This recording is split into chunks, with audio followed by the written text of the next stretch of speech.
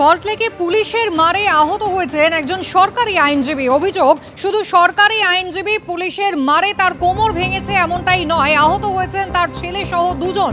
এই সরকারি আইনজীবী কলকাতা হাইকোর্টের একজন অবসরপ্রাপ্ত বিচারপতির ছেলে। একজন পুলিশ কর্মীও এই ঘটনায় আহত বলে অভিযোগ। সাদা পোশাকে থাকা মত্ত পুলিশ কর্মীদের বিরুদ্ধে মারধর করার অভিযোগ উঠেছে। মাথা ফেটেছে আহত একজন এসআই এর। আহত হয়েছেন একজন এসআই, তার মাথা ফেটেছে এমনটা পুলিশ সূত্রে জানা গিয়েছে। বিধাননগর পূর্ব থানায় অভিযোগ দায়ের করেছেন ওই আইনজীবী, এমনকি হাইকোর্টে মামলা দায়ের হয়েছে। আজ বিকেলে মামলার শুনানি রয়েছে। পুলিশের মারে কোমর ভেঙে গিয়েছে কলকাতা হাইকোর্টের অবসরপ্রাপ্ত বিচারপতির ছেলের, যিনি সরকারি আইনজীবী। গুরুতর আহত হয়েছেন মনোজেন্দ্র নারায়ণ রায়। মণিপাল হাসপাতালে ভর্তি রয়েছেন সরকারি আইনজীবী। গতকাল রাতে সল্টলেকের একে ব্লকে তিনি গাড়ি আনতে যাচ্ছিলেন, তার ছেলে গাড়ি আনতে যাচ্ছিলেন। সাদা পোশাকে থাকা মত্ত অবস্থায় দুই পুলিশ কর্মী তাকে আটকে তার পরিচয় জানতে চান, এমনটাই অভিযোগ। বচসা হওয়ায় আইনজীবীর ছেলেকে মারধর করা হয় বলে অভিযোগ এই সাদা পোশাকে থাকা মত্ত অবস্থায় থাকা পুলিশের বিরুদ্ধে। কথা বলবো, আবির দত্ত রয়েছেন আমাদের সঙ্গে টেলিফোন লাইনে। আবির, একদিকে এই আইনজীবীর পরিবার, তারা যেমন পুলিশের বিরুদ্ধে অভিযোগ করেছে, অত্যন্ত সাংঘাতিক অভিযোগ, সাদা পোশাকের পুলিশ মত্ত অবস্থায় ছিল, মাটিতে ফেলে বেধড়ক মারধর করা হয়েছে এমনটাই পরিবার অভিযোগ করছে। পাল্টা পুলিশও মারের অভিযোগ করেছে, এসআই এর মাথা ফেটেছে। জানা যাচ্ছে যে যিনি লিখিতভাবে অভিযোগ করেছেন 18 বছর বয়সী এক যুবক, তার বাবা পেশায় আইনজীবী, তার দাদু বিচারপতি ছিলেন কলকাতা হাইকোর্টের, এবং তার যেটা বক্তব্য যে তাকে মারধর করেছে দুই সিভিল ড্রেসে থাকা দুই পুলিশ এবং পুলিশ আধিকারিক বা কর্মী, এবং তারা যে মারধর করেছে এবং তারা খুনের চেষ্টা করেছে এমনই লিখিতভাবে অভিযোগের মাধ্যমে ইমেল মারফত তারা সেই অভিযোগপত্র পাঠিয়েছে বিধাননগর পূর্ব থানায়। এবং এই যে অভিযোগ তারা করেছে সেই বিষয়টা খতিয়ে দেখা হচ্ছে বলে পুলিশের তরফ থেকে জানানো হচ্ছিল। পুলিশের তরফ থেকে যেটা পুলিশ সূত্রে আমরা জানতে পারছি যে একজন পুলিশ কর্মী এই ঘটনার পরিপ্রেক্ষিতে তিনি আহত হয়েছেন, তার মাথায় আঘাত লেগেছে, তিনিও লিখিতভাবে একটি অভিযোগ দিয়েছেন থানাতে। এই যে ঘটনা, যারা প্রথম যেটা অভিযোগ তোলা হচ্ছে যে আইনজীবীর পুত্র বা বিচারপতির নাতি, তাকে যখন মারধর করা হচ্ছে বলে তিনি অভিযোগ করছেন, পুলিশ তাকে মিথ্যা কেসে ফাঁসাবে এরকমও অভিযোগ তিনি করছেন যে তাকে হুমকি দেওয়া হয়েছে। তার সঙ্গে গন্ডগোল হচ্ছে জেনে তার বাবা পেশায় আইনজীবী, তিনি যখন সেখানে গিয়ে পৌঁছন তখন তাকেও ধাক্কা দেওয়া হয়। তিনি পড়ে যাওয়ার পরে তার পেলভিস বোনে গুরুতর আঘাত লেগেছে, অপারেশন হবে এমনটাই জানা যাচ্ছে। এবং এই ঘটনায় তাদের আরো একজন আত্মীয়, যিনি প্রত্যক্ষদর্শী ঘটনা, তিনি বলছেন তারও পায়ে লেগেছে, জোর করে তাকে থানার গাড়িতে তুলে নিয়ে গিয়ে তাকে মিথ্যা কেসে ফাঁসিয়ে দেওয়া হবে, এই ধরনের হুমকি নাকি তাকে দেওয়া হয়েছে, এরকম তারা জানাচ্ছে। তারা উপযুক্ত ব্যবস্থা চাইছেন, সাসপেনশন চাইছেন যে পুলিশ কর্মীরা সেখানে উপস্থিত ছিল তাদের। অন্যদিকে পুলিশ সূত্রে জানা যাচ্ছে যে পুলিশ কর্মী আহত হয়েছেন তিনিও লিখিতভাবে অভিযোগ দিয়েছেন। এই ঘটনায় চাঞ্চল্য ছড়িয়েছে। যারা আহত হয়েছিলেন অর্থাৎ ওই আইনজীবীর পরিবার, তারা কিন্তু বিচার চাইছেন এবং ইতিমধ্যে তারা হাইকোর্টেরও দ্বারস্থ হয়েছেন। আবির, ধন্যবাদ। বিকেল 4:30 মামলার শুনানি রয়েছে বিচারপতি তীর্থঙ্কর ঘোষের এজলাসে। একে অপরের বিরুদ্ধে অভিযোগ, একদিকে পুলিশের ভূমিকা নিয়ে যেমন আদালতের দ্বারস্থ হয়েছে আইনজীবীর পরিবার, তেমনি পাল্টা পুলিশের পক্ষ থেকেও কিন্তু অভিযোগ দায়ের হয়েছে। আইনজীবীর ছেলে কি জানিয়েছেন ঘটনা প্রসঙ্গে দেখুন। আমার এই যে গাড়িটা আছে পিছনে, আমার গাড়িটা কালকে এখানে খুব জ্যাম ছিল, তাই বাবা গাড়িটা মাঠের সামনে পার্ক করেছিল। আমার মাঠটা জাস্ট বাড়ির পিছনে। তো বাবা আমায় বললো যে মাঠ থেকে গিয়ে গাড়িটা নিয়ে আসো। গাড়িটা যখন নিতে যাচ্ছি, আমায় দুজন সিভিল ইউনিফর্মে দুজন লোক আমায় অ্যাপ্রোচ করে, খুবই রুড টোনে জিজ্ঞেস করে আমার বাড়িটা কোথায়। আমি বলেছি এই তো এই পাড়ায় থাকি। তো আমায় বলছে কোথায় কোথায় বাড়িটা, আমি আঙুল করে দেখালাম এই তো এই পিছনটা। তো বলে আমায় অ্যাড্রেস বলো, কত নাম্বার বাড়ি।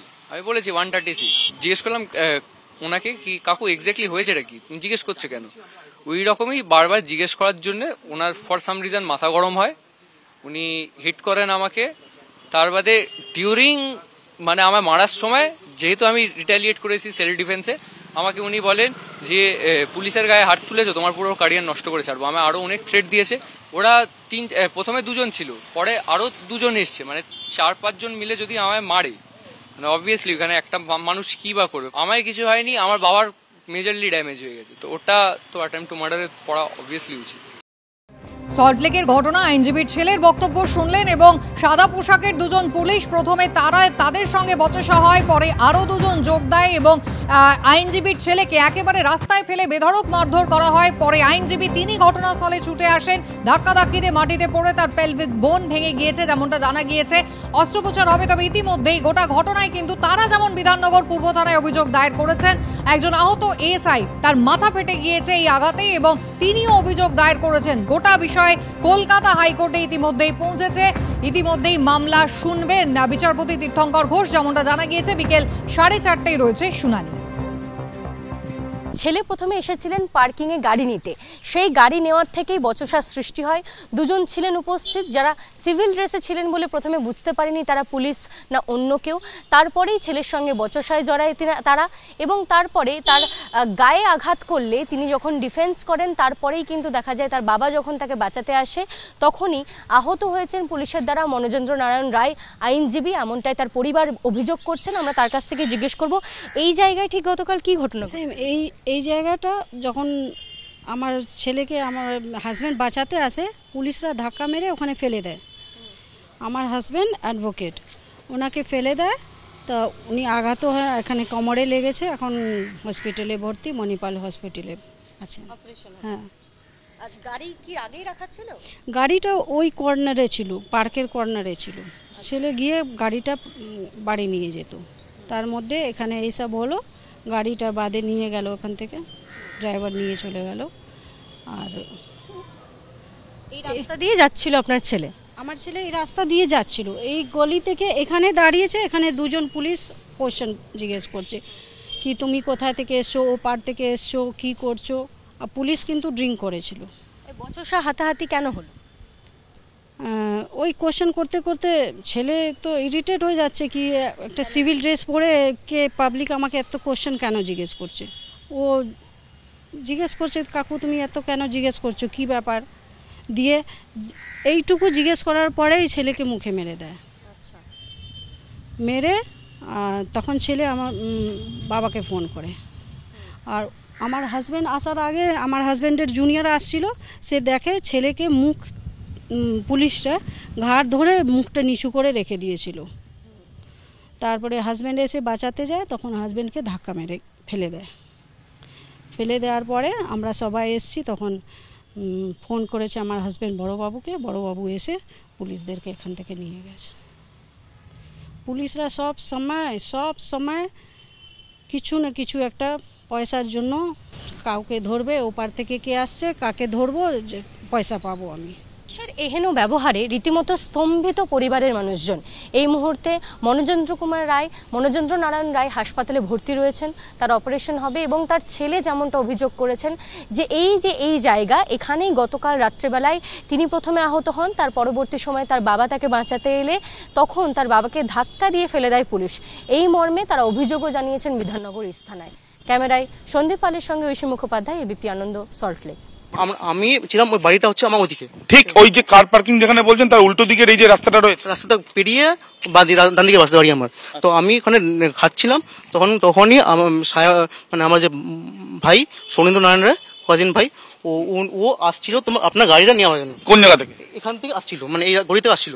এখানে আসার পরেই এখান থেকে দুজন পুলিশ সিভিল ইউনিফর্মে এসে ওনাকে জিজ্ঞেস করা হচ্ছে কি তুমি এখানে কি করছো, তোমাকে রাতে এত অ্যালাউড না, তোমাকে ফেক কেস দিয়ে দেবো, ওভার স্পিড না হলে ওভার স্পিডিং এর কেস দেবে, ড্রিঙ্ক অ্যান্ড ড্রাইভ না হলে ড্রিঙ্ক অ্যান্ড ড্রাইভ কেস দেবেন।